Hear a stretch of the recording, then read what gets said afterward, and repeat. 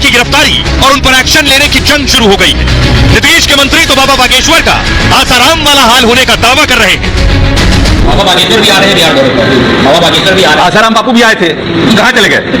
क्या दिक्कत है? भगवान प्रभु सबका इलाज करते हैं। बाबा बागेश्वर भी आ रहे हैं। आसाराम बापू भी आए थे, कहाँ चले गए? क्या दिक्कत है? भगवान प्रभु सबका इलाज करते हैं। आसाराम रेप के मामले में उम्र कैद की सजा काट रहा है। बाबा बागेश्वर से आसाराम की तुलना कर बिहार सरकार के मंत्री ने बड़े विवाद को हवा दे दी है। हिंदू राष्ट्र की बात करने वाले बाबा बागेश्वर खुद को टारगेट किए जाने का दावा पहले ही कर चुके हैं। जब निकल आए तो हाथी चले बाजार कुत्ता भौंके हजार। जब निकल आए तो हाथी चले बाजार कुत्ता भौंके हजार। अब जरा देखिए, बाबा बागेश्वर अभी बिहार पहुंचे नहीं, लेकिन सियासतदान, बड़े बड़े नेता, बड़े बड़े मंत्री, पक्ष और विपक्ष क्या कह रहा है। बाबा बागेश्वर को आप देख रहे हैं, ये सारे पॉलिटिकल लीडर्स आप देख रहे हैं। सबसे पहले गिरिराज सिंह ने कहा बाबा बागेश्वर या कोई हिंदू धर्मगुरु आएंगे, अगर इनमें हिम्मत है तो गिरफ्तार कर लें, पूरे बिहार के मंदिरों को तहस नहस कर लें। इनमें सत्ता का नशा है, इस नशे में ऐसा कदम उठाएंगे तो इसी में जलकर भस्म हो जाएंगे। गिरिराज सिंह का कहना है सनातनी माफ नहीं करेंगे, जाग चुके हैं। तेज प्रताप कह चुके हैं धर्म को टुकड़ों में बांटने वालों को करारा जवाब मिलेगा, तैयारी पूरी है। हिंदू मुस्लिम सिख ईसाई आपस में है भाई भाई। बागेश्वर बाबा को बिहार में घुसने नहीं देंगे, लड़ाने आएंगे तो हम विरोध करेंगे, यह तेज प्रताप ने कहा। लेकिन आज अश्विनी चौबे ने कहा, केंद्रीय मंत्री रहे अश्विनी चौबे ने कहा जो जेल भेजने की बात कह रहे हैं उन्हें रावण से सबक सीखना चाहिए। जो लूटने वाला है वो बाहर रहे और जो संस्कृति की रक्षा कर रहा है वो जेल में रहे। हिम्मत है तो लालू प्रसाद को, तो बाबा बागेश्वर को जेल में डाल दें। ऐसे सनातन संस्कृति का प्रचार करने वाले धर्मावलंबी ऐसे हनुमान के भक्तों को जेल में बंद करेंगे? सवाल पूछ रहे हैं। हनुमान जी को बंद करके पूंछ में आग लगा दी गई थी, क्या हुआ परिणाम? स्वर्ण महल लंका जल गया, जहां रावण का सदा सदा के लिए अंत हो गया।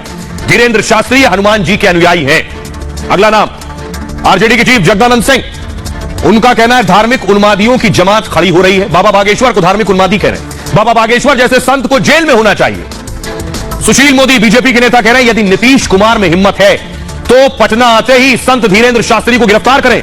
महागठबंधन सरकार वोट बैंक के लिए हिंदू विरोधी हो गई है, क्या यही आपकी धर्मनिरपेक्षता है? सुरेंद्र राम मंत्री नीतीश सरकार में, वो कह रहे हैं धीरेन्द्र शास्त्री ढोंगी बाबा हैं, ऐसे बाबाओं से हिंदू धर्म बदनाम हो रहा है, उनका बहिष्कार होना चाहिए। अशोक चौधरी मंत्री हैं, वो कह रहे हैं आसाराम भी पटना आए थे, उनसे पूछा गया था बाबा आ रहे हैं, उनका कहना आसाराम भी आए थे, उनका क्या हाल हुआ सभी जानते हैं। आसाराम अभी किस हाल में है वो सभी को मालूम है। क्या बाबा बागेश्वर के लिए चुनौती है ये? पप्पू यादव ने कहा ये ढोंगी बाबा है, जो सच्चे बाबा होते हैं चमत्कार की बात नहीं करते हैं। अमृतपाल की गिरफ्तारी हो सकती है तो बाबा बागेश्वर की क्यों नहीं हो सकती? चिराग पासवान का कहना है मेरी समझ में नहीं आता कि बिहार की ज्वलंत समस्याएं सरकार को दिखती है या फिर नहीं दिखती है। बार बार लोगों की आस्था, लोगों के विश्वास का मजाक उड़ाना और बयानबाजी करना गलत है। आइए अब मैं आपको सुनवाता हूं इस सियासी बयानबाजी के साथ ही क्या कुछ चल रहा है। बाबा बागेश्वर पहुंचे नहीं है लेकिन संग्राम छिड़ा है, सुनिए। अगर बागेश्वर बाबा हिंदू मुसलमान भाई को लड़वाने के लिए आ रहे हैं तो मैं उनका विरोध करूंगा, उनको एयरपोर्ट पर घेराव मैं करने का काम करूंगा। अगर बागेश्वर बाबा आएंगे हिंदू मुसलमान को लड़वाने का काम करेंगे तो अगर भाईचारे का संदेश देंगे आकर के कि हिंदू मुस्लिम सिख ईसाई हम सब हैं भाई भाई, तो उनका बिहार में एंट्री हो सकता है। बागेश्वर महाराज को सनातन धर्म की प्रचार करने का इजाजत नहीं। ये कौन सी सरकार है? ये सरकार तुष्टीकरण की सरकार है। धीरेन्द्र शास्त्री जो है एक ढोंगी बाबा है और ऐसे ही ढोंगी बाबाओं से हमारा जो है सनातन धर्म, हिंदू धर्म को ये लोग बदनाम कर रहे हैं। ऐसे ढोंगी बाबा का विरोध होना चाहिए। ये जो है एक धर्म दूसरे धर्म के लोगों के साथ लड़वाना चाहते हैं। भारत में जो प्रेम है, भाईचारा है, उसको जो है ये खत्म करना चाहते हैं। तो पूर्ण रूप से हम ये मानते हैं कि ऐसे बाबाओं को बहिष्कार करना चाहिए। जो लुटेरे हैं वो जेल में रहे, वो बाहर रहे, उनका यही कहना है। जो लूटने वाला है वो बाहर रहे और जो संस्कृति का, सनातन का रक्षा कर रहा है वो जेल में रहे। हिम्मत है लालू प्रसाद को तो बागेश्वर बाबा को जेल में डाल देना है। हिम्मत तो जेल में डाल के देख लेना है। हिम्मत है तो बोलो। अब हो क्या रहा है? बाबा बागेश्वर के खिलाफ पटना की सड़कों पर विरोध प्रदर्शन हो रहा है। आप देख रहे हैं ये पोस्टर लेकर पटना की सड़कों पर निकल रहे हैं। पुलिस ले लीजिए जरा इस तस्वीर। ये बाबा बागेश्वर के खिलाफ विरोध हो रहा है। एमजे जुगाई